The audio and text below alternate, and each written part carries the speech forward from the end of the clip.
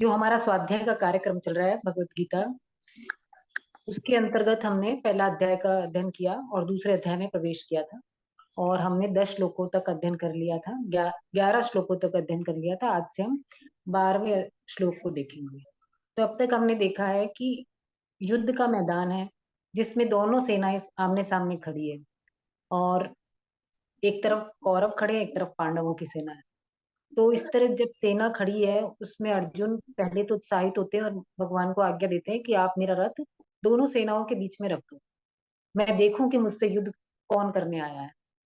तो जब भगवान वहां पे दोनों सेनाओं के मध्य रथ को स्थापित करते हैं और उनको बोलते हैं कि युद्ध में आए हुए इन कुरुवंशियों को देखो, तो उन अपने कुटुंबियों को देख के अर्जुन मोहग्रस्त हो जाते हैं और चिंतित हो जाते हैं और उनको विषाद होता है। और वो भगवान को बोलते हैं कि मेरे तो सारे अंग शिथिल हो रहे हैं और मैं तो खड़ा होने में भी सक्षम नहीं हूँ, और मेरा मुख सूख रहा है। इस तरह की जो मेरे अ, ये जो साइन दिख रहे हैं, ये सही नहीं दिख रहे। तो भगवान उनको, अभी अर्जुन को 11वें श्लोक में भगवान ने कहा कि जो पंडित लोग होते हैं, वो जो चले गए उनके लिए और जो अभी हैं उन दोनों के लिए शोक नहीं करते। क्योंकि जो चले गए, अर्जुन का कहना है कि उसको किस चीज की चिंता हो रही है, कि जो चले गए उनको पिंड जल नहीं मिलेगा अगर हम युद्ध करेंगे तो। और जो अभी स्थित हैं, इस दुनिया में हैं, जो भी उनके पिता में गुरु वगैरह, तो उनको मैं कैसे सुख दूंगा, उनकी मैं सुख भोग की सामग्री नहीं जुटा पाऊंगा। वो कैसे, मतलब मैं उनको मार दूंगा तो वो कैसे भोगेंगे, नहीं भोग पाएंगे। तो अर्जुन को दो तरह की चिंता है उन्हें। अब चिंता गलत है, क्योंकि जो चला गया उसके लिए भी क्या शोक, और जो जाने वाला है उसके लिए भी क्या शोक, जो पैदा हुआ है वो जाएगा, उसके लिए क्या शोक करना। तो यहाँ पे इन दोनों बातों के लिए जो हमारा कर्तव्य कर्म है, उसके लिए उसकी हमको चिंता नहीं करनी। हमारा कर्तव्य क्या है, जो चले गए उनको पिंड पानी देना, ये हमारा कर्तव्य है।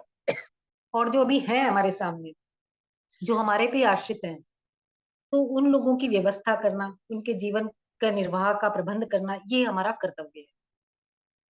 अब कर्तव्य को हम अगर चिंता मानेंगे, तो उस कर्तव्य को निभा नहीं पाएंगे, क्योंकि वो चिंता जो होती है वो विवेक पे हावी हो जाएगी और वो हमको सही निर्णय नहीं लेने देगी।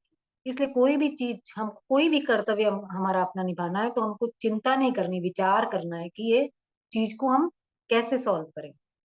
जब भी हमारे सामने कोई प्रॉब्लम आती है, तो उस प्रॉब्लम से आउटकम कैसे हो पाता है, उस प्रॉब्लम के ऊपर विचार करने से उसको हम पार कर सकते हैं, नहीं कि उसको चिंता करने से। अब अर्जुन को क्या हो रहा है, चिंता हो रही है। तो भगवान अब एक श्लोक में तो अर्जुन को बोल चुके हैं। अब हम आगे देखेंगे कि जो 11वें श्लोक से 30 श्लोक हैं, यहाँ तक भगवान विशेष रूप से देह देही को, नित्य अनित्य, सत असत, अविनाशी विनाशी, इन दोनों के विवेक के लिए, मतलब इन दोनों को अलग अलग बताने की बात करेंगे। अगर जब तक हमको ये पता नहीं चलेगा, हमको ये ज्ञान नहीं होगा, हमारे पास ये इंफॉर्मेशन ही समझ लो, ज्ञान मीन्स इंफॉर्मेशन, कि हमारे को ये ज्ञान नहीं होगा कि ये देह देही से अलग है। देही किसको कह रहे हैं, जो आत्मा हमारे अंदर है, उसको देही कह रहे हैं, जो देख रहा है सब कुछ अंदर से। और ये देह जो सामने दिख रही है, देही दिखाई नहीं दे रहा, देह दिख रही है। तो देही और देह ये दो चीजें और दोनों अलग अलग है। इस बात का अगर हम विवेक नहीं होगा, तो हम कोई भी कार्य करेंगे, चाहे कर्म योग के द्वारा हम उस भगवान को प्राप्त करना चाहते हैं, चाहे ज्ञान योग के द्वारा चाहते हैं या भक्ति योग के द्वारा, तो हम कोई सा भी जो मार्ग है, इसमें ढंग से हम इस मार्ग को पकड़ के और अपने लक्ष्य की प्राप्ति नहीं कर पाएंगे। इतना ही नहीं, अगर हमको लौकिक भी हमको इच्छा है, जैसे स्वर्ग आदि के भोगों की भी इच्छा है, उसकी प्राप्ति के लिए भी हमको ये समझना जरूरी है कि देह क्या है और देही क्या है। क्योंकि अगर पता नहीं होगा तो कैसे पता चलेगा कि स्वर्ग में जाएगा कौन। तो चाहे कोई कितने भी दार्शनिक हुए हैं, चाहे जिसने अद्वैतवाद दिया है, चाहे द्वैत, अद्वैत मीन्स सब कुछ एक ही है, द्वैत मीन्स दो, दो है। तो इस तरह की जिसने भी जो भी मत दिया है, वो सब शरीर और शरीरी। इसके भेद को मानते हैं। तो भगवान यहाँ पे उस चीजों को ही अर्जुन को समझा रहे हैं, क्योंकि अगर जब तक ये चीज समझ नहीं आई कि मैं वो नहीं हूँ जो मैं सोच रहा हूँ, जो मैं अपने आप को जानता हूँ, मैं वो नहीं हूँ, वास्तविकता अलग है। ये भगवान उनको बता, अर्जुन के माध्यम से हम ही को बता रहे हैं। और हमारे ये अनुभव में भी आता है कि जैसे हमारी तो देह बदलती है, और बदल रही है देह, इसको देख कौन रहा है? हमको कैसे पता चलता है कि हमारी देह बदल रही है? क्योंकि कुछ ऐसा है, कोई ऐसा है जो लगातार देख रहा है, उसमें अंतर नहीं आ रहा। उसमें अंतर नहीं आ रहा, और नहीं, अगर उसमें अंतर आएगा तो एक दिन वो भी खत्म हो जाएगा, तो वो कैसे देख पाएगा कि हमारे शरीर में परिवर्तन हो रहा है? पहले हम बच्चे थे, अब जवान हो गए, फिर बूढ़े हो गए, या कभी बीमार हो गए, ये सब परिवर्तन कौन देख रहा है? अंदर जो हमारे देही बैठा है वो। तो इस तरह से भगवान इस प्रकरण में बहुत ही सिंपल लैंग्वेज का यूज कर रहे हैं। उसमें जैसे हम ज्यादातर बुक्स पढ़ते हैं, उनमें ज्यादा ब्रह्म, जीव, आत्मा, अनात्मा, इस तरह की भारी भारी, माया, अविद्या, इस भारी भारी जो वर्ड यूज किए जाते हैं, अभी भगवान इनका बिल्कुल प्रयोग नहीं कर रहे हैं, क्योंकि भगवान को ये बात हमको सिखानी है। अर्जुन तो ज्ञानी है, हमारे लिए बोल रहे भगवान। और जब हम भगवत गीता का अध्ययन करें, या अभी हम श्रवण भी कर रहे हैं, जो स्वाध्याय भी कर रहे हैं, तो हमको एक चीज दिमाग में ये रखनी चाहिए कि ये अभी हमारे सामने हो रहा है। अगर हम इस तरह से अपने आप को इमेजिन करके भगवत गीता पढ़ेंगे, तो ये हमारे अंदर रस के रूप में और अंदर डीप तक जाएगी। ये इमेजिनेशन रखो कि प्रीति नहीं बोल रही है तुम्हारे लिए, भगवान प्रीति को माध्यम बना के सुना रहे हैं तुमको। ये सीन देखो कि अर्जुन बैठा है और भगवान बोल रहे हैं, लेकिन हम भी तो प्रिय हैं उनके, इसलिए वो हमको सुना रहे हैं। ये दिमाग में रख के कोई भी चीज को, जो भी हमारे शास्त्र हैं, उनको उस हिसाब से अगर हम समझेंगे, उनका आदर करेंगे, उनका रेस्पेक्ट करेंगे, तो हमको जल्दी समझ में आते हैं। तो ये जो इतने भारी भारी वर्ड्स हैं, तो भगवान उनका प्रयोग नहीं कर रहे हैं। और भगवान का यही मतलब उद्देश्य है इसमें कि आप ये ठीक से जान लो कि जो देह है वो देही से अलग है, जो आपका शरीर है वो शरीरी से अलग है, जो सत है वो असत से अलग है, जो विनाशी है वो अविनाशी से अलग है। इस तरह से जान लेने से बिल्कुल शोक नहीं होगा। और शोक नहीं होगा तो जीवन जीने में भी तो आनंद आएगा। सिर्फ अपना मोक्ष निर्वाण की बात नहीं है, जीवन को जीने में भी तो आनंद आएगा, क्योंकि हम तो किसी चीज का अपने आप को कर्ता मानेंगे ही नहीं। जब हम कर्ता नहीं मानेंगे तो हमको शोक किस बात का, और हमको खुशी किस बात की? सम रूप में रहेंगे हम। तो अब यहाँ पे आज हम 12वां श्लोक शुरू करते हैं। 11वां श्लोक हमने देख लिया था। न तेवाहम जातु न सम, न त्वं नेमे जनाधिपाः, न चैव न भविष्यामः, सर्वे वयमतः परम्। किसी काल में मैं नहीं था और तू नहीं था, तथा ये राजा लोग नहीं थे, यह बात भी नहीं है। इसके बाद मैं, तू और राजा लोग, ये सभी नहीं रहेंगे, यह बात भी नहीं। अभी हमने पिछली क्लास में ये देखा था कि जो हमारा शरीर है, उस वो 3 भाग है उसके। कारण शरीर, फिर है सूक्ष्म शरीर, और फिर है स्थूल शरीर। तो जो कारण शरीर है वो सबसे निकट है उस चेतन के, और वो प्रकृति। अब कई बार ये क्वेश्चन हमको ये समझने में बहुत दिक्कत आती है कि हम कैसे प्रकृति हैं। तो इस चीज को हम, मैंने जब शरीर के बारे में कहा था, उस वो जो बात है उसको हम प्रकृति के साथ देखते हैं। जैसे प्रकृति क्या है? 3 गुणों का ग्रुप है, जो कि है रज, सम, रजोगुण, सतगुण और तमोगुण। इसी तरह जो हमारा कारण शरीर है वो भी ग्रुप ऑफ सतगुण, रजोगुण और तमोगुण है। फिर ये प्रकृति भी यही है और हमारा शरीर भी यही है, तो डिफरेंस यहाँ तक नहीं है कोई। उसके बाद में हमारा जो सूक्ष्म शरीर बनता है, वो बनता है अ, इनसे ज्ञानेंद्रियां, कर्मेंद्रियां और अहंकार, बुद्धि, मन, 5 तन्मात्रा, इस तरह से कुल 18 तत्वों का हमारा सूक्ष्म शरीर बना है, जिसके अंदर हमारी जो भी हमारी इच्छाएं थी जो दब गई हैं, मतलब वासना का रूप ले लिया उस इच्छा ने, वो वासनाएं वहां पे हैं। और हमारे जो अनुभव है, जो हमको ज्ञान हुआ है अब तक, वो वहां पे जमा है। फिर उसके बाद हमारा जो ये स्थूल शरीर दिखता है, जो कि पंच महाभूतों का बना है, ये स्थूल शरीर है। तो इस तरह से हमारे शरीर की बनावट है, इसीलिए कहते हैं कि जो इस शरीर में है, वो ही ब्रह्मांड में है। तो इस तरह से एक और एग्जाम्पल लेते हैं हम, जैसे पानी है, पानी के ऊपर हम छोटे-बड़े हर तरह के बुलबुले देखते हैं। जब कपड़े धोते हैं तो नोटिस करा होगा, अब आजकल तो नोटिस वो चीज़ हो ही नहीं पाती, लेकिन कपड़ा अगर हम हाथ से धो रहे हैं या तो हम देखेंगे कि जो पानी है, उसमें बुलबुले उठ रहे हैं, हर आकार के बुलबुले, बड़ा, छोटा, हर तरह का बुलबुला है। वो अलग-अलग आकार का कैसे बना? उसमें एयर प्रेशर जितना लगा उस हिसाब से वो बना। तो एयर, जैसे हम माने कि ये जो पानी है ये भगवान है, आत्मा है मान लो, आत्मा है एक पूरी, भगवान मान लो, चेतना मान लो जो भी, इसमें हमने कर्मों का प्रेशर लगाया, कर्मों का प्रेशर लगा तो वो शरीर बन गया हमारा। मटेरियल सेम है, एक ही है, बस वो प्रेशर अलग-अलग जगह पे लगा, अलग-अलग शरीर बन गया। इस तरह से इतने शरीरों की रचना हो गई।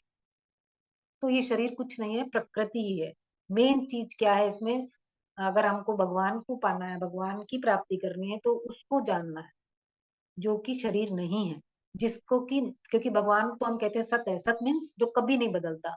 तो हम भी तो सत हुए, हम कभी बदलेंगे ही नहीं। अगर ये ज्ञान हो जाए तो मरने का शौक ही नहीं होगा। तो अब 12वें श्लोक में भगवान क्या कह रहे हैं कि किसी काल में मैं नहीं था, तू नहीं था और ये राजा लोग भी नहीं थे। अब इसमें जो 12वां श्लोक है, हम पहले अध्याय को कह रहे थे, सेकंड जो दूसरा अध्याय चल रहा है उसको हमने कहा था कि ये सांख्य योग है, ज्ञान योग है और संन्यास योग है। इसको तीनों योग कहा जाता है। तो इस जो ये 12वां श्लोक है, ये ज्ञान योग की तरफ इशारा करता है कि मैं, भगवान इनको कह रहे हैं कि किसी भी काल में, चाहे वो भविष्य है, प्रेजेंट है या भूतकाल, ये तीनों कालों में भी ऐसा नहीं था कि मैं नहीं था। अब देख कितनी दयालुता है भगवान की, कि समझा रहे हैं अर्जुन को। जैसे माँ ने बच्चे को कहती कि चल आजा अल्फाबेट्स लिखते हैं, माँ को तो आता ही है, फिर भी वो बोलती है कि चल आजा अल्फाबेट्स लिखते हैं, जब वो बच्चा शुरू करता है अपनी पढ़ाई। तो ऐसे ही भगवान उसको कह रहे हैं कि मैं नहीं था, मतलब भगवान तो हर समय मौजूद, हर कण कण हर जगह व्याप्त है, फिर भी अपने आप को उस स्तर पे ला रहे हैं कि अर्जुन समझ सके, क्योंकि अभी भगवान मनुष्य रूप में है, इसलिए उनको ये एग्जाम्पल दे रहे हैं कि इस सृष्टि में जब मैंने अवतार नहीं लिया था, तो क्या मैं नहीं था ना। इसी तरह से जब तुम अर्जुन के रूप में नहीं आए थे, तो क्या तुम नहीं थे। इसी तरह जो ये राजा लोग जो सब आज राजा के रूप में हमको दिखाई दे रहे हैं, वो भी थे सृष्टि में, इस जन्म से पहले और इस जन्म के बाद भी रहेंगे। ये बात अगले सेंटेंस में बात भगवान कह रहे हैं, और इसके बाद मैं, तू और राजा लोग, ये सभी रहेंगे। मतलब कि ऐसा नहीं है कि ये पहले नहीं थे, ये थे। इसमें बात भगवान दृढ़ता से कह रहे हैं, ये जरूर थे, क्योंकि जो नित्य तत्व है वो सदा ही रहता है, जिसको हम अविनाशी कह रहे हैं, बार बार हम जिसको देही कह रहे हैं, जिसको सत्य कह रहे हैं, तो सत्य तो हमेशा प्रेजेंट है, सत्य तो कभी बदल भी नहीं सकता। तो वो तत्व तो हमेशा ही विद्यमान है, इसका कभी भी अभाव नहीं है, चाहे वो पास्ट है, फ्यूचर है और प्रेजेंट है। और भगवान अभी तो अर्जुन को ये अपने साथ मिला के बात कर रहे हैं, आगे के श्लोक में अर्जुन को बता देंगे। आगे चैप्टर में हमने पढ़ा था कि भगवान कह रहे हैं मेरे भी बहुत सारे जन्म हुए, तेरे भी, तुझे नहीं मालूम कि तेरे कौन से, मुझे तो मालूम है। वहां पे अपनी प्रभुता प्रकट कर देंगे, जैसे माँ कह देती है कि अब पढ़ो, पढ़ाई करो, लिखो, तो बच्चा कहेगा आप भी लिखो, कि मैं क्यों लिखूं, मुझे तो आता है, प्रैक्टिस तुम करो। तो इस तरह से अब आगे भगवान कह देंगे कि भाई मैं तेरे से डिफरेंट हूँ, मैं वो नहीं हूँ जो तू है। वैसे एक ही है, भगवान का ही हम रूप है, लेकिन समझाने के लिए भगवान कहते हैं कि मेरे, क्योंकि हमने प्रकृति के साथ इतना ज्यादा अपना संबंध जोड़ लिया है कि उसमें उसकी भूल पड़ गई कि हम हमारा वास्तविक स्वरूप क्या है। अब जब हम ये बात जान लेंगे कि कोई भी चीज को हम देखते हैं, जैसे हमारी कोई आंख कोई दृश्य देखती है, तो इसमें एक त्रिपुटी बनती है। एक तो होता है दृश्य, एक होता है देखने वाला, और एक जिसके थ्रू देखा जाता है। दृश्य किसके थ्रू देखा गया, आंख के देखा गया, देखने वाला कौन, मैं। तो जब तक हम हर किसी चीज में त्रिपुटी बनाते रहेंगे, मैं हर जगह जो लगाते रहेंगे, तब तक हमारे को परमात्मा की प्राप्ति नहीं हुई। जब ये त्रिपुटी खत्म होएगी, अपने आप को सिर्फ दृष्टा मान दृष्टा ना मानकर अपने आप को एक स्वयं मानना है। हर चीज में अपने आप को करता नहीं मानना है। तब जब हमारे ये चीज की अच्छी प्रैक्टिस हो जाएगी कि ऑटोमेटिकली हमारे हमको लगेगा भी नहीं कि हम ये काम कर रहे हैं, और हम उसमें उतने फ्लो में आ जाएंगे, तब जाके हमारा थोड़ा बहुत कोई काम बनेगा। भगवान के जो हमारी इच्छा है कि भगवान की प्राप्ति हो, उनको भगवान के दर्शन हो, या वो परम शांति प्राप्त हो, या वो परम पद प्राप्त हो, ये सब एक ही बात है। क्योंकि जो परम शांति किसको बोलेंगे, जिसके बाद में जो है अशांति का नामो निशान न रहे, तो वो कब होगी, जब उसके साथ योग होगा। बाकी तो कहीं पे भी शांति नहीं मिलती। जैसे अगर आपको लगे कि आपको कोई भौतिक वस्तु मिल जाएगी तो आपको शांति हो जाएगी, नहीं होगी, वो क्षणिक होती है, और उसके बाद फिर नई चीज के लिए हमारे को इच्छा हो जाएगी। इस तरह से जो परम शांति है या परम पद है, मतलब भगवान के चरणों के अलावा कोई सा भी पद बड़ा नहीं है। जो भौतिक पद हम बड़े मानते हैं, ये कोई भी उस पद से बड़ा नहीं है, इसलिए उसको परम पद बोलते हैं। भगवान के चरणों से बड़ी जगह कोई नहीं। देहिनोऽस्मिन् यथा देहे कौमारं यौवनं जरा तथा देहांतर प्राप्तिः धीरस्तत्र न मुह्यति। देहधारी के इस मनुष्य शरीर में जैसे बालकपन, जवानी और वृद्धावस्था होती है, ऐसे ही देहांतर की प्राप्ति होती है। उस विषय में धीर मनुष्य मोहित नहीं होता। अभी इसमें पहले वाले में हमने देखा कि भगवान ने शरीरी की बात करी है, शरीर की नहीं। अब भगवान बात कर रहे हैं शरीर की, जो कि हमने सांख्य योग में थोड़ा सा इंट्रोडक्टरी जो हमने जाना था, कि सांख्य योग हमको बताता है कि कौन कौन से तत्व हैं जो कि प्रकृति से मिले हुए हमको। तो इस तरह से अभी देह की बात करके भगवान सांख्य योग की पुष्टि करते हैं। तो इसलिए इस अध्याय में बोलते हैं कि इसको ये सांख्य योग भी है।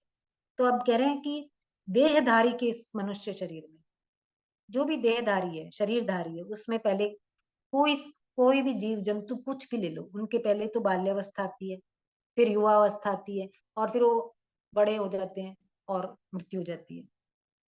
इसका मतलब है कि कोई भी जो जीव शरीरधारी है, उसकी शरीर की अवस्था एक सी नहीं रहती, उसमें निरंतर परिवर्तन होता रहता है।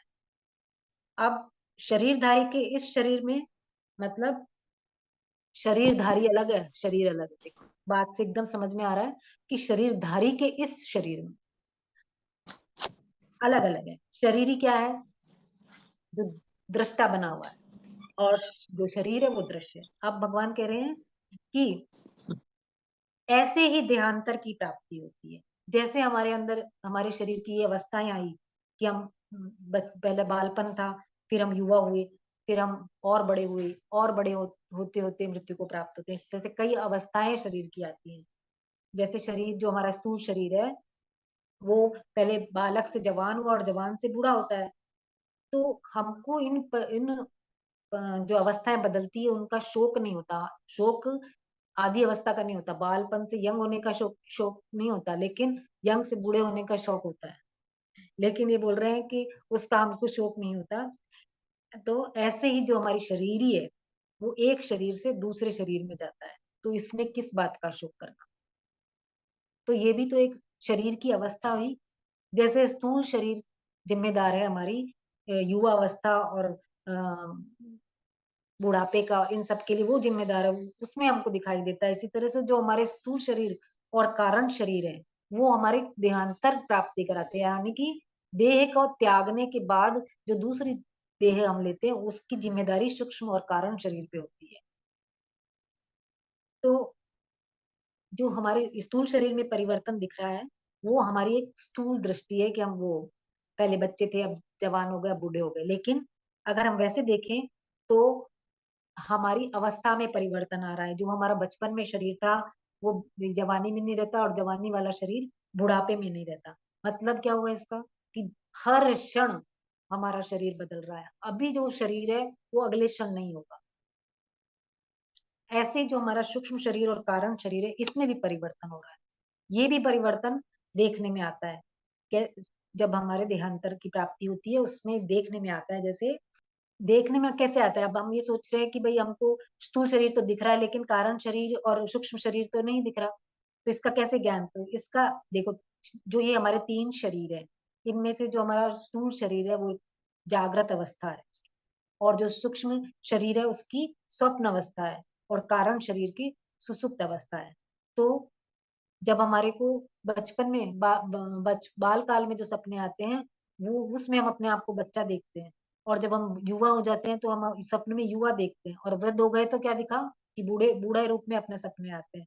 तो इससे क्या सिद्ध हुआ कि जो स्थूल शरीर में परिवर्तन आया, उसके साथ साथ सूक्ष्म शरीर में भी परिवर्तन आया है। तो ऐसे ही जो हमारे कारण शरीर है उसकी अवस्था का परिवर्तन ऐसे दिखाई देता है कि जो बच्चा होता है उसको कितने घंटों की नींद चाहिए, कितनी देर बच्चा सोता है। दिन भर बच्चा लगभग सोता है, और धीरे धीरे उसकी नींद कम होती जाती है, और बुढ़ापे में नींद बहुत कम हो जाती है, और बुढ़ापे में सोने पर भी ऐसा नहीं लगता कि सो गए। ज्यादातर जो बड़े लोग होते हैं इनको ये शिकायत रहती है कि नींद नहीं आई, जबकि आसपास के लोग बोलते हैं कि आई थी, क्योंकि उनको वो फ्रेशनेस नहीं आई, सोने के बाद भी वो ताजगी नहीं आई। लेकिन तो इससे पता चलता है कि हमारी इन दोनों शरीरों में भी परिवर्तन हुआ है। और जैसे हम हमारे को कोई भी शरीर मिलता है, चाहे हमारे को पशु मिल आज हम मानव शरीर में है, अगर हमको पशु जीवन मिल जाए, पक्षी जीवन मिल जाए, तो हमारा हमको क्या लगेगा, यही मेरा शरीर है, हम उसी शरीर में खुश रहेंगे।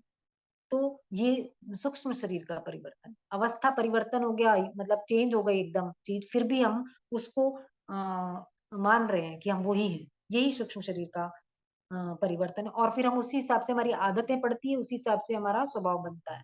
तो ये हमारे कारण शरीर का परिवर्तन है। तो लेकिन जो हमारी ये परिवर्तन हमको किसके दिखाई दे रहा है, सिर्फ देही के कारण, क्योंकि उसमें अवस्था परिवर्तन नहीं हो रहा। इतना शरीरों में परिवर्तन हो रहा है, पर शरीर ही में नहीं हो रहा।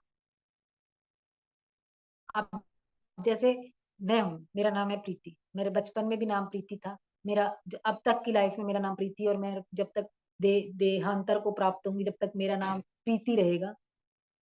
ये कैसे रहेगा, क्योंकि मैं वही हूँ जो मैं थी, ये मुझे ज्ञान है। तो इससे सिद्ध होता है कि मेरा जो स्वयं है वो परिवर्तित नहीं हुआ। अब ये आता है कि भाई, ये अगर देहांतर प्राप्ति भी एक अवस्था है, जैसे हमको सारी अवस्थाओं का तो ज्ञान हुआ, पर हमको उसका उसका क्यों नहीं ज्ञान होता कि मैं पिछले जन्म में क्या थी। तो इसका रीजन है कि जब हमारी जन्म होता है और हमारी मृत्यु होती है, उसके में इतना भयंकर कष्ट होता है। बहुत ही ऐसी जो आत्माएं होती हैं, मतलब संत महात्मा जिन्होंने, मतलब जिनका हृदय एकदम जिनका अंतःकरण एकदम शुद्ध है, उनको कष्ट वो कम होता है। तो लेकिन जो आम शरीरें हैं उनको तो आत्मा को छोड़ के जा, मतलब जब शरीर छूटता है तो बहुत कष्ट होता है। तो उस कष्ट के कारण उनकी बुद्धि की जो पूर्व जन्म की स्मृति है वो नहीं रहती। अब फिर ये कह रहे हैं कि धीर, उस विषय में धीर मनुष्य मोहित नहीं होता। धीर किसको कहते हैं, धीर उसको कहते हैं जिसका सत्य और असत्य क्या है इसका ज्ञान बोध हो गया है। तो वो कभी भी मोहित नहीं होता, उसको इसी चीज पे कभी कोई संदेह नहीं होता। और ऐसा नहीं है कि उसको देहांतर की प्राप्ति नहीं होती, लेकिन जो अपने आप को जिन्होंने जो ये सतगुण, रजोगुण और तमोगुण है, इनसे अपना संबंध विच्छेद कर लिया है, प्रकृति से अपना संबंध विच्छेद कर लिया है, उनको देहांतर की प्राप्ति नहीं होती। तो ये ज्ञान जो है कि देह और देही अलग है, इसको जानना जरूरी है। आगे देखिए।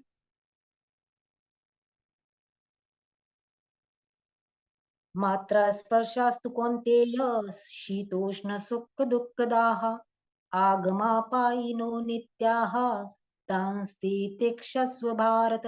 हे कुंती नंदन, इंद्रियों के जो विषय हैं वे तो शीत और उष्ण के द्वारा सुख और दुख देने वाले हैं, वे आने जाने वाले और अनित्य हैं। हे भरत वंशोद्भव अर्जुन, उनको तुम सहन करो। अब देखो, ये जो श्लोक है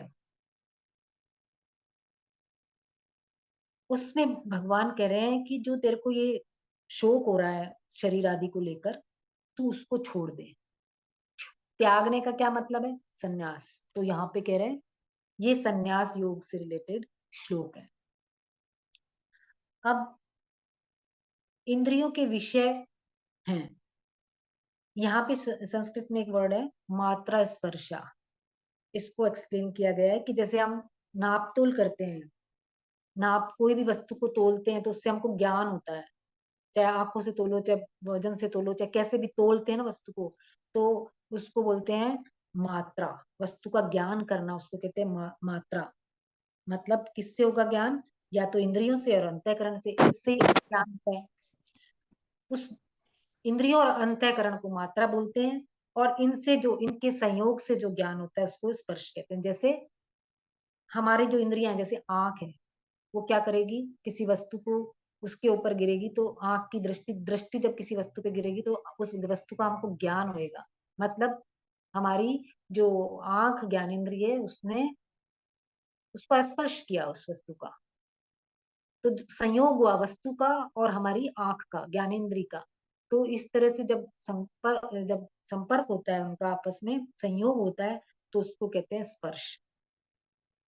तो जो भी हमारे को अंतःकरण से जिसका या इंद्रियों से जिसका ज्ञान होता है, वो सारे जो भी सृष्टि में पदार्थ है उनको कहते हैं मात्रा स्पर्शा, यानी कि इंद्रियों के विषय जो हैं उनको। ये जड़ है। जड़ क्या मतलब? प्रकृति। यही बता रहे हैं कि जो भी हम देख रहे कर रहे हैं, जिनको भी हम जान रहे हैं संसार में, देख के समझ के सुन के जो भी है, वो सब मात्रा स्पर्श है, यानी कि जड़ पदार्थ है। और वे तो शीत और उष्ण के द्वारा सुख और दुख देने वाले। जो शीत और उष्ण मतलब, शीत का मतलब होता है अनुकूलता। अनुकूलता क्या है?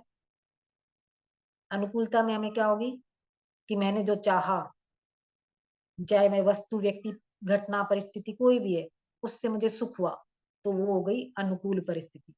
और जिससे जो भी व्यक्ति, वस्तु, घटना है जिससे मुझे मेरे प्रतिकूल है, जो मैंने नहीं चाहा था वो मुझे मिल गया, क्योंकि हम तो अपनी खुशियां अपना सुख ही चाहते हैं हमेशा। देखिए अगर वो नहीं मिला तो क्या हो गया? दुख हो गया। वो स्थिति हो गई प्रतिकूल परिस्थिति हो गई। तो जो ये अनुकूलता के कारण और प्रतिकूलता के कारण सुख और दुख होते हैं। अनुकूलता कारण बन गई हमारे सुख का, और प्रतिकूलता कारण बन गई हमारे दुख का। अगर अनुकूलता में क्या ऐसा है जो वो हमको खुशी कर सकती है, दे सकती है, या प्रतिकूलता में ऐसा क्या है जो हमको दुखी कर सकता है? उन दोनों में कोई सामर्थ्य नहीं है। लेकिन ये सामर्थ्य उन दोनों में कब आ गई? जब उन चीजों को हमने जोड़ लिया अपने साथ। इनके साथ मतलब ये चीज मेरे को खुश करेगी, ये चीज मुझे दुखी करेगी, तो फिर वो हमको दुख देने वाले भासते हैं, होते नहीं है। भासते, हमको लगता है इस चीज के कारण हमको दुख हुआ है, इस चीज के कारण हमको सुख हुआ है, इसलिए उनको कहा है कि ये सुख और दुख देने वाले हैं। वे आने जाने वाले और अनित्य हैं। जो भी पदार्थ प्रकृति का दिखाई हमको दे रहा है वो उत्पन्न हुए हैं, तो जो उत्पन्न हुआ है वो खत्म जरूर होगा। तो वो आने जाने वाले हैं, यानी कि उत्पन्न होने वाले और विनाश होने वाले, ठहरने वाले नहीं है। इसलिए इनको बोलते हैं आने जाने वाले, आगमा पाई। और बोल रहे हैं अनित्य है। अनित्य का मतलब है कि जो इस क्षण है वो अगले क्षण नहीं है। उस वस्तु को हम वैसा का वैसा जो ऐसा अभी देख रहे हैं अगले क्षण ही नहीं देख पाएंगे। इसको भगवान ने अनित्य कहा है। जो भी हमको पदार्थ, प्रकृति का जिन पदार्थों का भी हमको ज्ञान होता है वो सब अनित्य और परिवर्तनशील है और आने जाने वाले। इवन जो हमारे शरीर की इंद्रियां हैं, अंतःकरण है, उनमें भी परिवर्तन हो रहा है। इनमें परिवर्तन हो रहा है तो ये भी खत्म ही होंगे। जैसे इंद्रियों का परिवर्तन होना कैसे समझ में आता है? अंतःकरण का कैसे आता है कि जैसे हम दिन भर काम करते हैं तो शाम तक थक जाते हैं, हमारी आंख वगैरह सब थकने लग जाती है और हमें नींद आने लग जाती है। और तो हम नींद लेते हैं तो हम सुबह फिर ताजा उठते हैं, लेकिन वापस हम काम में लगते हैं और तो हमको फिर नींद लेनी पड़ती है, जिससे कि हमारी जो इंद्रियां हैं उनकी थकावट मिटती है। तो जैसे हमारे को जागृत अवस्था में थकावट आई, तो नींद में ऐसे ही ताजगी आई। इसका मतलब क्या हुआ कि नींद में भी परिवर्तन हो रहा है। तो इसका मतलब क्या है कि इंद्रियों में भी परिवर्तन हो रहा है। अब भगवान कह रहे हैं कि हे भरत वंशोद्भव अर्जुन, उसको तुम सहन करो। ये बात समझने की है। अब जो भी परिस्थिति हमारे सामने आई है, चाहे वो अनुकूल है या प्रतिकूल है, ये जो परिस्थिति हमारे सामने आती है, ये हमेशा हमारे प्रारब्धों के कारण आती है। अब इसमें कई जगह कई लोग ये क्वेश्चन करते हैं कि जब हर कुछ प्रारब्ध ही आना है, तो फिर हम कर्म क्यों करें? जो हमने पहले कर्म किए हैं वो ही हमारा प्रारब्ध बन के हमारे सामने आया है। तो अगर अब हम कर्म नहीं करेंगे, तो कर्म करेंगे नहीं तो हमारा फिर आगे प्रारब्ध कैसे बनेगा? उस तब भी तो हमको प्रारब्ध की जरूरत रहेगी। अच्छे जो काम करते हैं उससे हमारे को जीवन में सपोर्ट मिलता है, अच्छे काम करने के लिए हमारे रास्ते खुले हुए रहते हैं। और अगर हम गलत कामों में लगते हैं, गलत काम करते हैं अपने इस जीवन में, तो हमको रास्ते उतने ही कठिनता से खुलते हैं, उतने कठिनता से रास्ते मिलते हैं। अब जैसे हम भगवत गीता का अध्ययन करने के लिए बैठे हैं, स्वाध्याय कर रहे हैं हम लोग, तो इसको एक हम हमारा प्रारब्ध भी मान सकते हैं। क्यों? क्योंकि जो कुछ ऐसा अभी घटित हुआ है जो कि हमारे अच्छे कर्मों का फल हमारे सामने आया है, कि हम हमारी ये इच्छा हुई कि हम शास्त्रों का अध्ययन करें, जाने शास्त्रों को। तो ये एक भगवान की हमारे पे असीम कृपा समझनी चाहिए। और ये समझना चाहिए कि भगवान ने हमारा हाथ पकड़ लिया है। अब हाथ पकड़ लिया तो छूटेगा नहीं। हाथ पकड़ के वो रास्ते पे लाने की पूरी उनकी कोशिश है हमको। तो इस तरह से जो भी परिस्थिति हमारे सामने आएगी प्रारब्धवश, लेकिन हम उस परिस्थिति में को अपनी परिस्थिति मान के और उससे दुखी हो जाएं या बहुत खुशी हो जाएं, तो ये दोष है।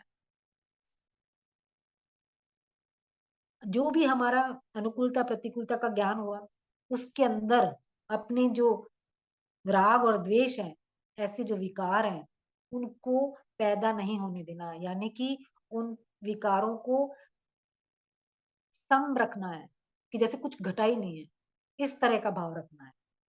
जब कुछ हमारा ऐसा भाव हो जाएगा कि कुछ घटा ही नहीं है, तो उसको फिर सहन करने में क्या दिक्कत है? उसके लिए तो सहन करना भी नहीं बनता।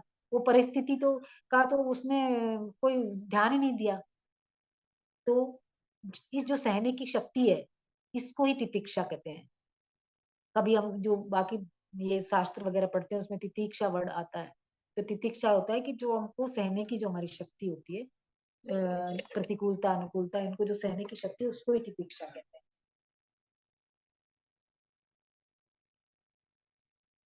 अब ये जो इसको सहन कर का मतलब ये भी है कि जो हमारे शरीर है, इंद्रियां हैं, अंतःकरण है, उनकी जो क्रिया है, उनकी जो अवस्थाएं हैं और उनका जो भाव अभाव है, वे क्रिया तुम्हारे अंदर नहीं है।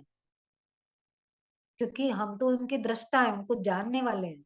ये हमारे अंदर नहीं हो, ये प्रकृति के अंदर हो रही है। हम तो ज्यों के त्यों है। इसलिए उसमें निर्विकार रहना, यही तितिक्षा है। मतलब तू उसको सहन कर। आगे देखें।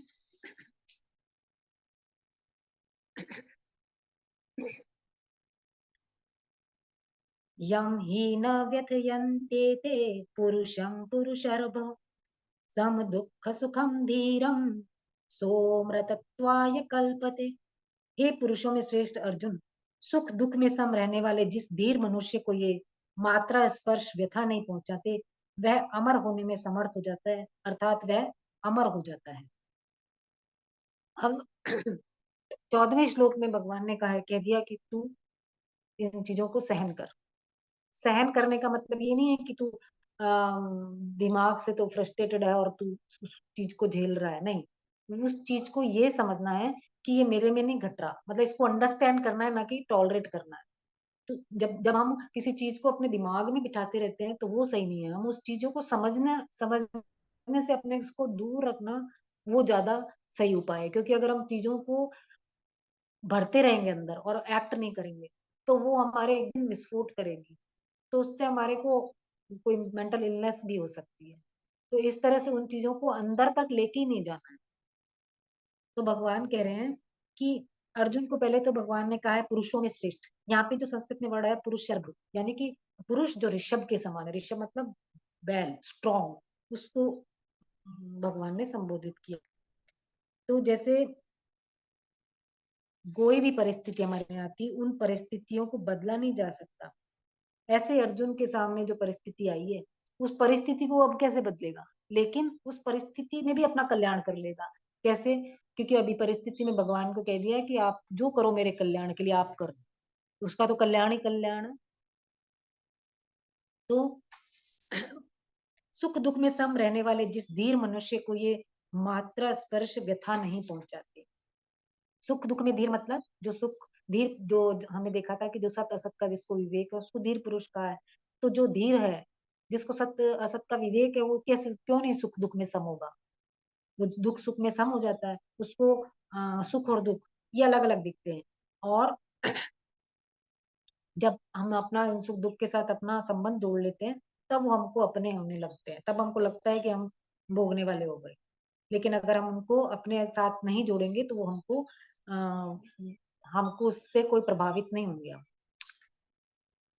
धीर मनुष्य को जो ये प्रकृति के पदार्थ हैं, ये व्यथा नहीं पहुंचाते। क्योंकि जो प्रकृति के जो पदार्थ हैं, ये बार बार लाइन में इसलिए बोलती हूँ कि ये चीजें हमको बार बार हमारे ऊपर पड़नी चाहिए। जो ये प्रकृति के पदार्थ है, इनसे जो हम संयोग करते हैं, उनसे जो हम सुख पाते हैं, उससे हम दुखी होते हैं और कष्ट होता है उससे, उसके कारण, क्योंकि उनको हमने जो अपने आप से जोड़ लिया है, इसलिए हमको दुख सुख पहुंचाते हैं। लेकिन जिनकी दृष्टि समता की तरफ होती है, वो सुखी दुखी नहीं होते। मतलब समता की तरफ होने से उनको ये पता तो चलता है कि ये परिस्थिति जो आई है ये मेरे अनुकूल नहीं है, पर वो उसको प्रतिकूल अवस्था में भी अपना कल्याण का मार्ग ढूंढते हैं उसमें। और अनुकूल परिस्थिति भी अगर उनके सामने आई तो उनको सुख तो हो ही रहा है, लेकिन फिर उसको भी वो अपने अंतःकरण में, मतलब वो भोगने की कोशिश नहीं करते उस सुख को। वो सोचते हैं इस सुख को मैं कैसे अपने लिए वरदान बना लूं। इस तरह से अंतःकरण में अगर उसको सुख दुख का भी अगर ज्ञान भी हो रहा है, तो वो स्वयं सुखी दुखी नहीं होता। और ऐसा जो धीर पुरुष है वो अमरता के प्राप्त हो जाता है, उसमें अमरता प्राप्त करने की सामर्थ्य आ जाती है। अमर हो ही गया जब अपने आप को ये समझ लिया कि मैं तो ब्रह्म हूँ, तो ब्रह्म तो अमर है ही। तो वो जो ब्रह्म तो कभी मरता ही नहीं, कभी खत्म ही नहीं होता। तो जब ये समझ में आ गया कि मैं ब्रह्म रूप हूँ, ब्रह्मी हूँ, तो फिर कहाँ से उसकी मौत हुई, वो तो अमर ही रहेगा। तो इस प्रकार जो हमारे को मनुष्य योनि मिली है, ये मनुष्य योनि श्रेष्ठ योनि है। ये इन चक्करों में अपने अमूल्य जो ये योनि है इसको वेस्ट करने की नहीं है कि अभी मेरे को दुख आ गया मैं और कभी मैं सुख हो गया। इसके लिए नहीं मिली है, इस ये मिली है हमको अपना पर जो लक्ष्य है इस मनुष्य योनि का, परमात्मा प्राप्ति का, वो परम शांति का, परम आनंद का जो हमको प्राप्ति करनी है, उसके लिए मिला है। तो जैसे हम क्या अनुकूल परिस्थिति को कैसे हम अपने कल्याण में लगा सकते हैं? अनुकूल परिस्थिति सब कुछ अच्छा है, भगवान का भजन करो, लोगों की सेवा करो, लोगों के काम आओ, लेकिन उस वो कैसे करो कि मैं कुछ नहीं करता, जिसमें कर्तापन का भाव ना हो। ऐसे बन के उस परिस्थिति का सदुपयोग करो। जो भी हमारे को भगवान देता है, हमारे को देता कितना भी है, लेकिन हम उसमें से यूज कितना करते हैं? बहुत थोड़ा सा।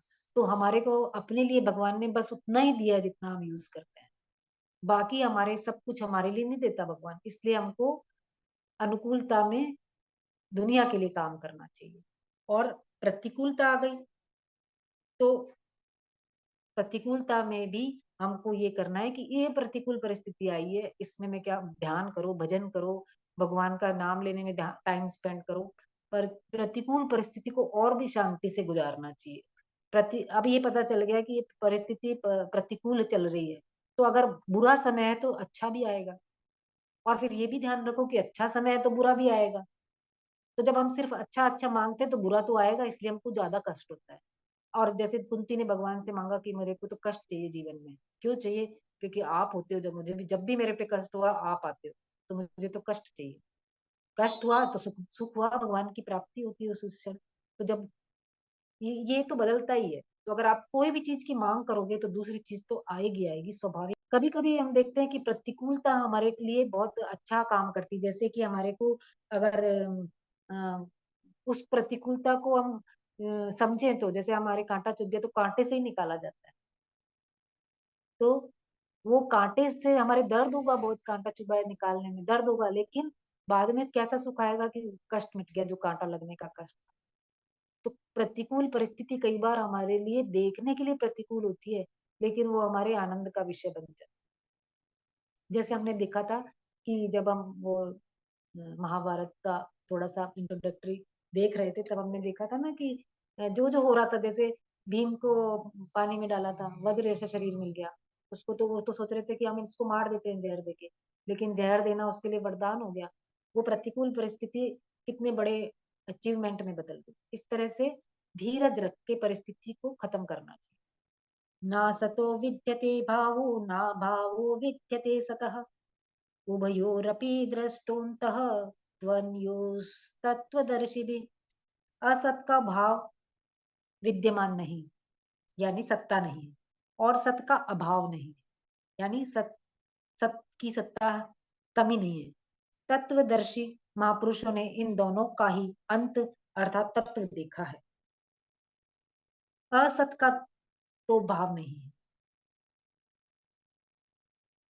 हमारा जो शरीर है, इसमें अभी जो हम वर्तमान में हैं, तो प्रति क्षण इसमें बदलाव आ रहा है, क्षण प्रति क्षण वो अभाव की तरफ जा रहा है। तो जो ये शरीर है, ये हमारा, हमको पता नहीं पहले क्या था, अब अगला क्या होगा हमको कुछ नहीं पता। तो लेकिन एक रूप नहीं रहेगा, इतना हमको पता है, न भूत न भविष्य और न वर्तमान, तीनों में ही वो सेम समान नहीं है, मतलब कि ये असत है। तो ये जो संसार है, ये भी असत है, क्योंकि ये भी हम देख रहे हैं बदलते हुए। हमने अपने जन्म से अब तक में कितने चेंजेस देख लिए इस प्रकृति में, सब चीजों में, तो ये हम देख ही रहे हैं। तो ये असत है। जो ये शरीर है, जो इस शरीर में है, वो इसी प्रकृति में है, जो इसी ब्रह्मांड में है। तो ये जो संसार है, पहले भी अभाव में था, कुछ भी नहीं था, और अब भी धीरे धीरे उधर ही जा रहा है। ये जो संसार है, इसको ऐसे मान सकते हैं कि एक लकड़ी है, और ये काल रूपी अग्नि में जल रही है। लकड़ी जलती है तो क्या बचता है, कोयला और राख बचती है। लेकिन जो संसार को जब ये काल रूपी अग्नि जलाती है, इस तरह से जलाती है कि न तो कोयला बचता है, न राख बचती है, पूरा संसार का अभाव ही अभाव हो जाता है। इसलिए कहा कहते हैं कि असत की सत्ता नहीं है, यानी असत विद्यमान नहीं है, असत की कोई सत्ता नहीं है। फिर कह रहे हैं सत का अभाव विद्यमान नहीं। जो सत वस्तु है उसका कोई अभाव नहीं, मतलब जैसे हमारा ये शरीर नहीं था, लेकिन उससे पहले देही तो था, और जब हम मरेंगे तो देह तो नष्ट होगी, पर देही तो नहीं होगा। और जो हमारा अभी वर्तमान चल रहा है, उसमें भी हम देख रहे हैं कि हमारे शरीर में परिवर्तन आ रहा है, तो मतलब है कि देही तो ज्यों का त्यों है, उसमें कोई परिवर्तन नहीं। तो तो ये जो संसार है, उससे पहले भी परमात्मा था, और संसार नहीं रहेगा तब भी परमात्मा रहेंगे, मध्य में तो है ही। जो ये पूरा संसार है, इसको हम एक ही बार देख सकते हैं, दोबारा नहीं देख सकते, क्योंकि ये प्रत्येक क्षण बदल रहा है। जो एक वस्तु एक क्षण में जैसी वस्तु है, दूसरे क्षण में वैसी नहीं रहती। अब अब ये कह रहे हैं कि इन दोनों का ही अंत अर्थात तत्व देखा है महापुरुषों ने, तत्वदर्शी महापुरुष, जिन्होंने तत्व का दर्शन कर लिया, ऐसे महापुरुष। तत्व क्या है, जो वास्तविकता जान गए, जो जान गए कि सत्य क्या है, असत क्या है, कि पूरे जो ब्रह्मांड है इसका तत्व क्या है। तत्व मतलब एलिमेंट। एलिमेंट जैसे हमारे पास पानी है, पानी का तत्व क्या है, हाइड्रोजन ऑक्सीजन, इससे बना है। तो ये तत्व हो गए पानी के। तो ये पूरा ब्रह्मांड या हमारा शरीर, जो भी चीज है, वो किससे बनी है, इसका जो प्रत्यक्ष दर्शन जिनको हो जाता है, वो तत्वदर्शी होता है। ज्ञान होना, अनुभव होना, दोनों अलग अलग चीज है। ज्ञान तो किसी भी चीज का हो जाता है, पर अनुभव होता है अभ्यास से। जब हम किसी चीज का बहुत अभ्यास करते हैं तो उसका अनुभव होता है। तो जो असत है, हम कहते हैं कि प्रकृति असत है, जो भी जड़ पदार्थ है वो असत है। पहली बात तो है कि कुछ भी चीज जड़ नहीं, वो कैसे ना कैसे उसमें चेतनता है, क्योंकि वो भगवान ने तो, भगवान ही तो सब रूपों में बने हैं। जड़ और चेतन का तो अंतर हमने किया है, कुछ भी अंतर नहीं है। सजीव निर्जीव का अंतर हमने किया है। सब सजीव है, सब में वो चेतन तत्व है, तो सब सजीव है। तो जो ये प्रकृति अगर सत से निकली है, तो ये असत कैसे हो सकती है? सत से असत की असत कैसे बन सकता है? नहीं बन सकता। अब हम चाहें कि हम बीज लगाएं कोई भी, और उस पर नोट लग जाए, पेड़ बने तो नोट लग जाए, नोट मतलब रुपया, वो लग जाए, कॉइन पैदा हो उसमें, ऐसा नहीं हो सकता। सत से तो सत ही पैदा होगा, जिस चीज का वो बीज है, उस चीज, उस पेड़ से वही चीज पैदा होगी। तो प्रकृति असत कैसी हुई? लेकिन प्रकृति असत नहीं है, लेकिन प्रकृति को ये जानना कि प्रकृति तो नाश होगा ही। अगर वो नहीं जानते तो प्रकृति असत, लेकिन अगर हम ये जानते कि नाशवान चीज का तो नाश होगा, तो वो सत्य है। तो असत वस्तु का जो तत्व है वो भी सती है, और सत वस्तु का भी सती है, दोनों का तत्व सत्य है। तो इन दोनों तत्वों को जानने वाले जो महापुरुष होते हैं, एक ही तत्व जानते हैं कि सत्य। पर असत की तो सत्ता प्रकट होती है, दिखता है हमको कि असत है, और लेकिन सत तत्व की सत्ता हमको डायरेक्ट नहीं दिखती। लेकिन जो भी चीज सत्ता में है, उसमें चेतना किसकी है? उस परमात्मा की सत्ता है। उसके कारण ही वो हमको चेतनवान दिखता है, उसके कारण ही वो हमको सत्तावान दिखता है। जैसे ये जो शरीर है, जब ये मृत हो जाता है, जब खत्म हो जाता है, हम कहते हैं शरीर मृत्यु हो गई, तो मृत्यु होने पर फिर क्यों नहीं वो चेतना नहीं रहती ना, इसीलिए हम उसको मृत्यु कहते हैं। अविनाशी तु तद्विद्धि येन सर्वमिदं ततम्, विनाशम अव्ययस्यस्य न कश्चित् कर्तुमर्हसि। अविनाशी तू उसको जान जिससे यह संपूर्ण संसार व्याप्त है, और इस अविनाशी का विनाश कोई भी नहीं कर सकता। अभी भगवान ने सत और असत की बात बताई हमको। अब भगवान इसको आगे, इसी चीज को आगे हमको समझा रहे हैं कि तू अविनाशी उसको जान। जान मतलब समझ, क्योंकि तू देख तो सकता नहीं अविनाशी को, तेरी कोई इंद्रिय और कोई चीज तेरे काम नहीं आएगी इसमें। तो तू अविनाशी तो उसको जान जिससे यह संपूर्ण संसार व्याप्त है। जैसे एग्जाम्पल लेते हैं कि हम, बर्फ है, बर्फ में क्या है? उसको नाम दिया हमने बर्फ, लेकिन है क्या वो? पानी है। उसका तत्व क्या है? पानी। जो सोने के गहने बने हैं, कहने को अलग अलग, हम उसको कह देंगे ये अंगूठी है, ये चूड़ी है, नेकलेस है, ऐसे कह देंगे, लेकिन है क्या? वो तत्व रूप में क्या है? सोना। मिट्टी के बर्तनों में अलग अलग बर्तनों की आकृति है, लेकिन तत्व रूप में क्या है? मिट्टी। इसी तरह से जो भी संसार में है, वो संपूर्ण संसार उसी से व्याप्त है। इस अविनाशी का विनाश कोई भी नहीं कर सकता, क्योंकि ये विनाश किया नहीं जा सकता। परंतु जो हमारा शरीर है, वो निरंतर विनाश की तरफ जा रहा है, उसका विनाश कोई रोक नहीं सकता। तो तू कह रहा है कि मैं युद्ध नहीं करूंगा तो ये नहीं मरेंगे? मरेंगे, क्योंकि ये तो मरने के लिए पैदा होता है। और जो तत्व है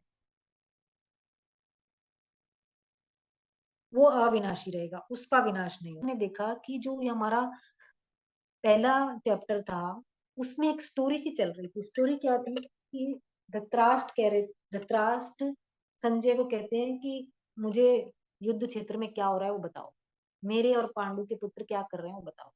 तो संजय बताने लगते हैं, पहले सारे योद्धाओं के नाम लेते हैं, क्योंकि उन्होंने पहले मेरे पुत्र बोला, तो उन्होंने उनके पुत्र, धृतराष्ट्र के पुत्रों की सारी बात करी, फिर पांडु के पुत्रों की सारी बात करी, फिर उन्होंने बोला कि अभी जो फिर क्या हुआ था कि भगवान को अर्जुन ने आदेश दिया था। तो इस आदेश क्या दिया था कि आप दोनों सेनाओं के मध्य मेरा रथ लेके चलो। और अब अर्जुन शोकग्रस्त होके बैठ गए कि मैं युद्ध नहीं करूंगा। ये एक स्टोरी सी चली, हमने देखा पहले वाले अध्याय में। अब अर्जुन ने बहुत सारी दलीलें दी कि भाई अगर युद्ध मैं करूंगा तो ये ऐसे हो जाएगा कि स्त्रियां दूषित हो जाएगी, वर्ण संकर बन जाएगा समाज, और फिर न तो हमारे पितरों को हम पितरों का भी हमारे पतन हो जाएगा अपने लोगों से, और जो हम संसार में भी जो मेरे गुरुजन या मेरे पिता में वगैरह है उनको मैं जो भी सुख भोगूंगा तो मुझे उनकी याद आएगी। इस तरह की पूरी बातें अर्जुन ने करी। और दूसरे चैप्टर में वो बोल रहा था कि मैं भिक्षा मांगना ज्यादा उचित समझता हूँ। और जब उन्होंने देखा कि भगवान उसकी बात पे ज्यादा ध्यान नहीं दे रहे, बस भगवान यही कह रहे हैं कि उठो और युद्ध करो, तो उसको लगा शायद मेरे को कुछ गलती हो रही है। तो वो अपनी दूसरी दूसरी दलीलें दी उन्होंने कि भाई मेरे जो ये पितामह इन्होंने मुझे बचपन से बड़ा किया है, और मेरी हर सुख दुख का, हर मेरी जरूरतों का हर तरह हर समय वो मौजूद थे, तो मैं उनको कैसे मारूं, वो भी तीरों से। मैं वाणी से भी उनका अपमान नहीं कर सकता और तीरों से मारूं। तो इस तरह से विषाद कर रहे हैं, लेकिन फाइनली उन्होंने भगवान को बोला कि आप मेरा जो कल्याण है ना, मेरी को वही बात कर दो। तो अब कल्याण किसमें है, ये बात ये समझ में आ गई कि कल्याण अपना कर्तव्य कर्म करने में ही कल्याण, उससे पीछे हटने में कल्याण नहीं है। कर्तव्य कर्म हमारा अलग अलग है, जैसे मनुष्य होने के अलग कर्तव्य होते हैं। फिर हम घर में जो जो हम हमारे रिश्ते हैं उनके कर्म अलग होते हैं, उनके धर्म अलग होते हैं। तो जब परिस्थिति समय उसके अनुसार हमको एक्ट करना चाहिए और अपने वो कर्तव्य कर्म करने हैं। अब कभी तो कहता है कि मैं युद्ध नहीं करूंगा, कभी भगवान को कहते हैं आप वो बता दो जो भी जिसमें भी मेरा कल्याण। तो फिर भगवान अब आते हैं और दूसरे चैप्टर के 11वें श्लोक से भगवान अर्जुन का जिसमें कल्याण वो बात कहना शुरू करते हैं। तो अब अर्जुन को सबसे पहले भगवान बोले कि भगवान ने 11वें श्लोक में अर्जुन को बताया कि तू उसके लिए शोक कर रहा है जिसके लिए शोक नहीं करना चाहिए। क्योंकि जिसको देह और देही का पता नहीं है, शोक वही करेगा। जिसको पता है वो शोक नहीं करेगा, वो अपना कर्तव्य कर्म करेगा। कर्तव्य कर्म करने से कभी भी हानि नहीं होती। फिर जब हमने 12वां श्लोक पढ़ा तो भगवान ने कहा था कि हर जब ये भगवान ये प्रकरण चालू करा भगवान ने 11वें श्लोक से कि भाई देह और देही दो चीज है, तो तू किसके लिए विषाद कर रहा है, किसके लिए रो रहा है, देह के लिए रो रहा है जो कि वैसे ही विनाशशील है। और जो देही है उस वो तो मरता ही नहीं, तो तू उसके लिए, और वो हमेशा रहेगा। तो मैं तो क्या हूँ, देही हूँ, तो तू विषाद मत कर। ये बात भगवान उसको समझा रहे हैं। तो अभी हमने यहाँ पे 17 श्लोक तक आज देखा है।